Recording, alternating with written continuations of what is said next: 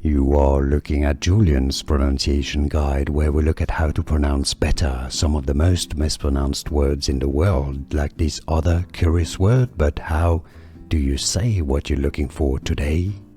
Let's learn how to pronounce the name of this Maya god of rain and thunder and lightning.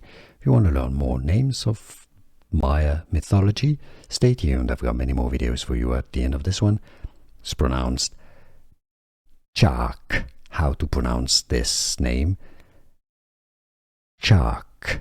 Easy once you know Chaac, and now you know.